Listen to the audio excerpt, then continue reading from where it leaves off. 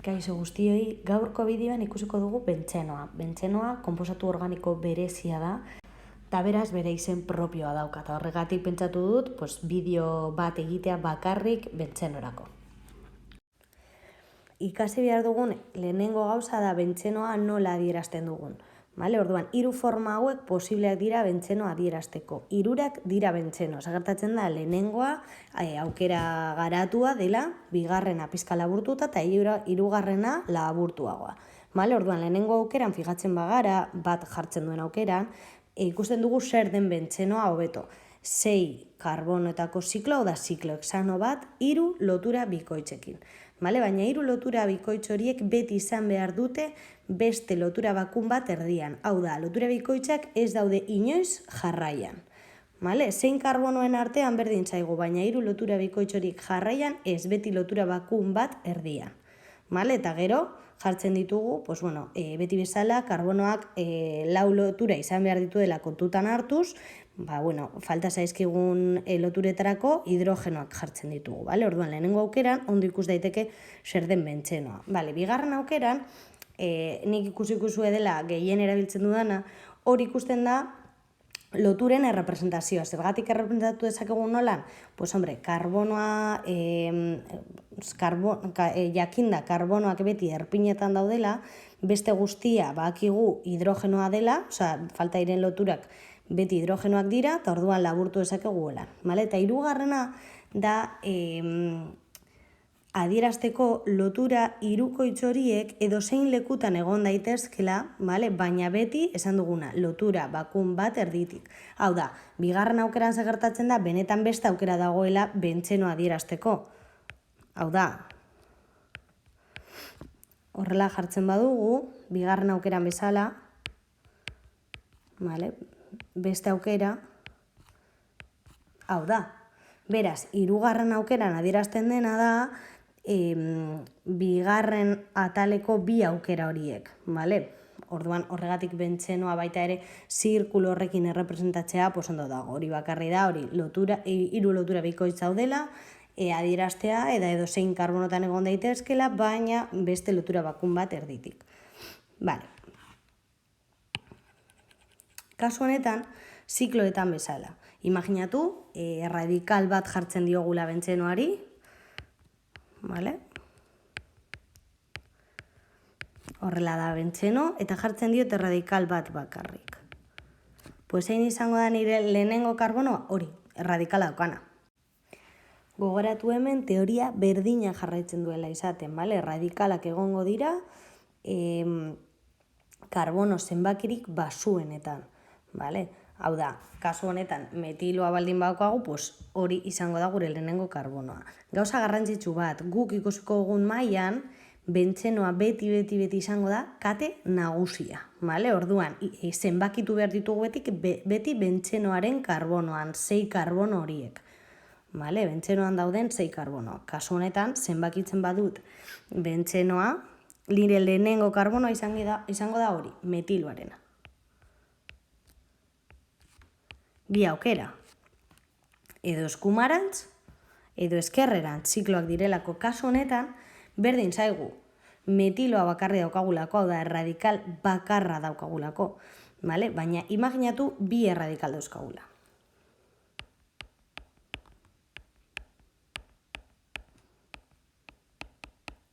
Momentuz jarriko ditugu bi metilo. Orduan, kasu honetan pentsatu behar dugu. Horietako bat izango da nire lehenengo karbonoa.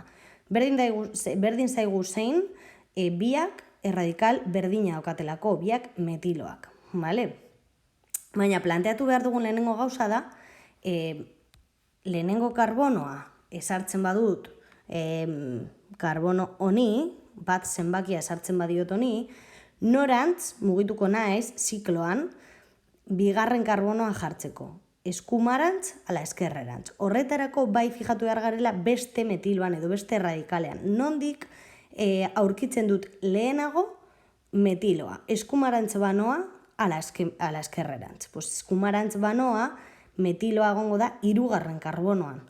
Eta eskerrerantz banoa egongo da 2, 3, 4, 5 karbonoan. Orduan, ze kasutan aurkitzen dut lehenago hurrengo metiloa? Lehenengo kasuan, eskumarantz banoa. Vale? Orduan, aukera hori aukeratzen dut horregatik. Vale. Ez baduzu holan hain erraz ikusten, irudikatu bi aukerak, eskumarantz eta eskerrerantz, vale? Eta beti egin duguna baita horretik egin duguna, egin zenbakia. Orduan, aukera berdearekin, zein zenbakiekin, edo zein zenbakietan dauzkate radikalak? Vale, 1 eta 3. Orduan, zenbakia 13.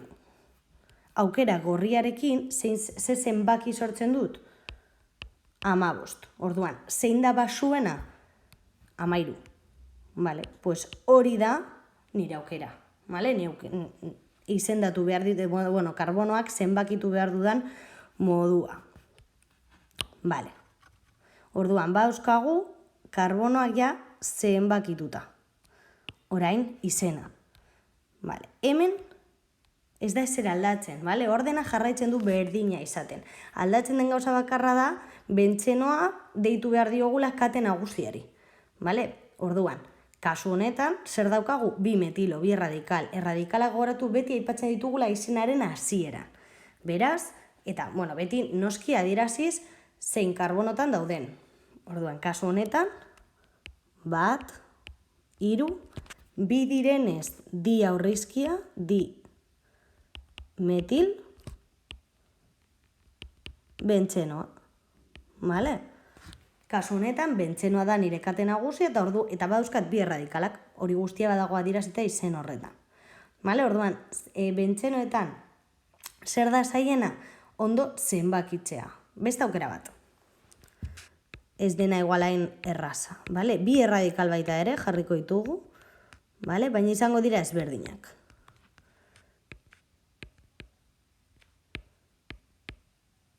Vale? Kasu honetan, baukagu metil bat eta etil bat. Vale? Orduan, zenbakitzeko. Nola zenbakituko dugu? Pues,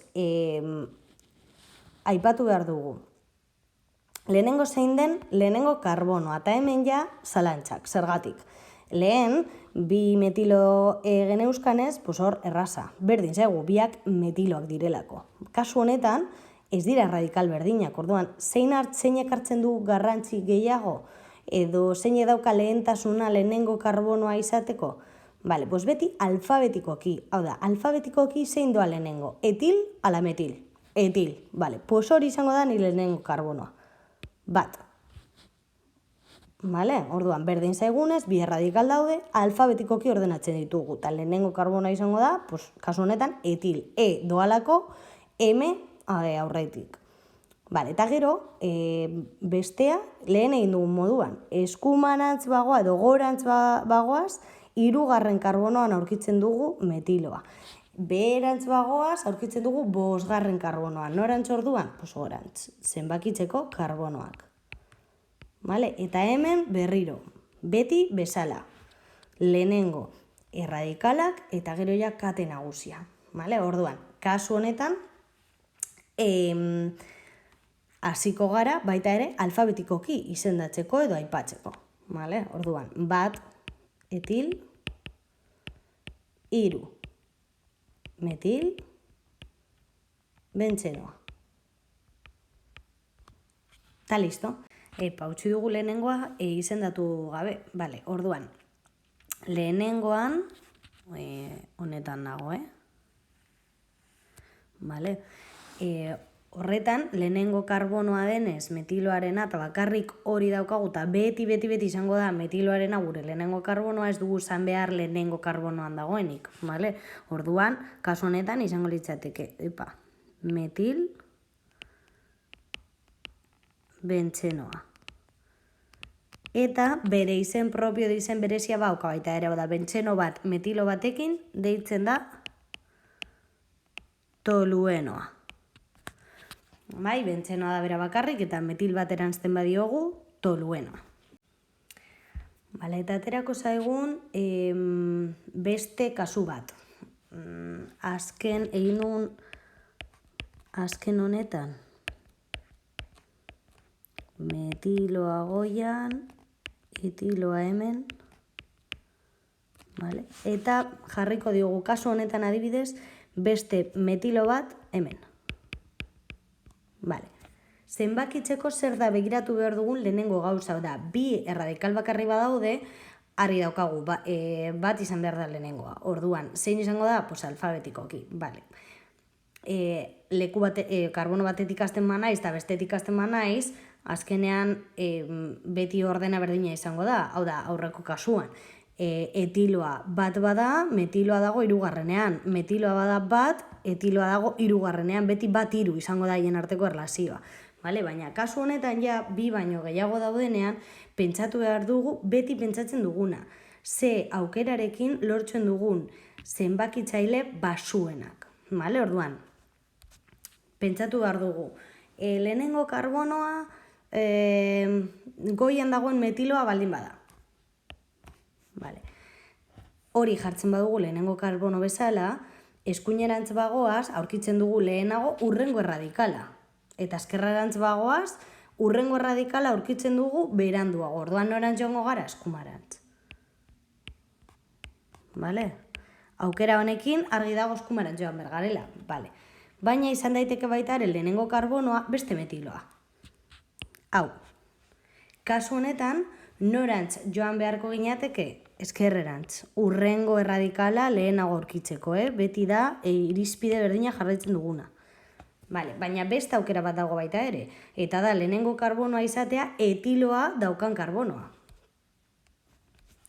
Eta kasu horretan aukera urdina, hau izango litzateke lehenengo karbonoa, eta norantz joan beharko ginateke, pues bueno, gorantz, ezta? Urrengo erradikala lehenago aurkitzeko. Hau agian jada zailago ikusteko, orduan hauetan bai gomendatzen dizuedala zenbakiena egitea, bale? Eta pentsatzea zeinekin lortzen dugun zenbakirik basuena.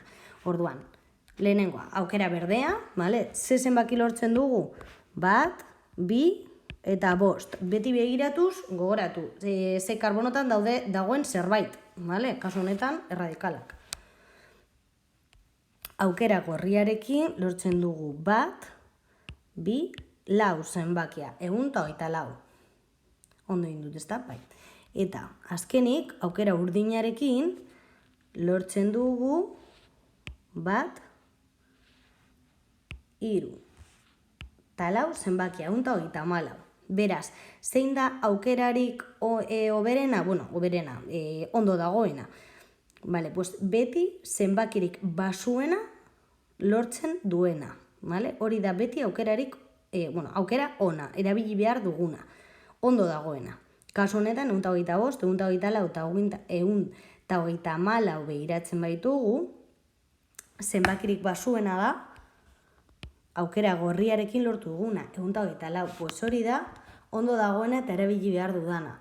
Vale? Orduan beste guztia ezabatuko dut,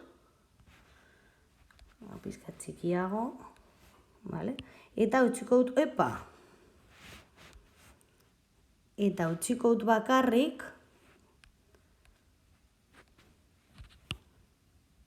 aukera gorria. Urdina eta berdea zabatuko dugu. Vale, badaukagu aukera gorria, eta nola izendatuko genuke orduan? Bueno, pues lehenengo erradikal guztiak, eta hau bai alfabetikoki, hau ez da aldatzen, vale? Ez dugu izendatzen lehenengo karbonoan dagoena, ez, alfabetikoki, vale? Lehenengo etil eta gero metil. Orduan, 4 etil, 1, 2 dimetil, bentzenoa.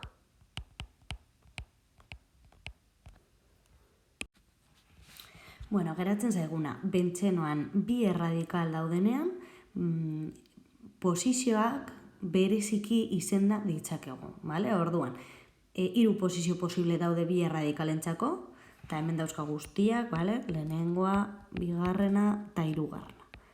Eta deitu ezakegu adibidez lehenengo kasuan 1, 2 dimetilbentzeno, bigarren kasuan 1, 3 dimetilbentzeno eta hirugarren kasuan 1, 4 dimetilbentzeno, bai, posible da.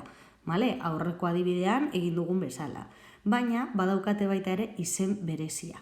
1-2 karbonotan daudenean erradikal horiek, honi deitzen diogu orto.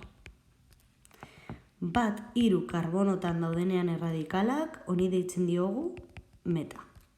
Eta 1-4 posizioetan daudenean erradikalak, honi deitzen diogu para. Beraz, izendatzeko, ondo dago 1-2 dimetil bentzeno? Bai.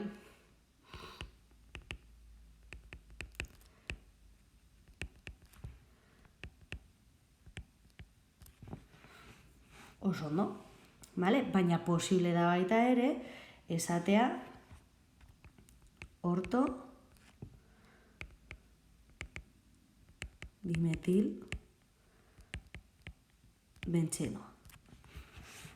Beste aukera bat baita ere, tolueno erabiltzea, hau da, orto metil tolueno, vale? Gogoratu, tolueno izango litzatekela metil batekin, vale? Bentzenoa metil batekin, orduan beste aukera bat da, orto edo o laburbildu daitekelako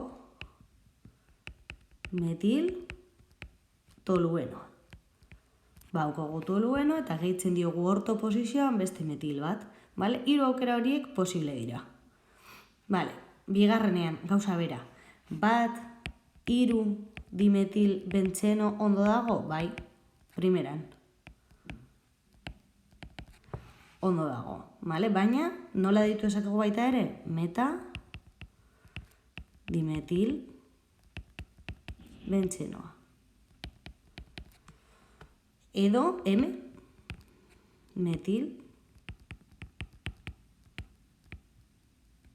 tolueno. Eta azkena, izan daiteke 1-4 dimetil bentzenoa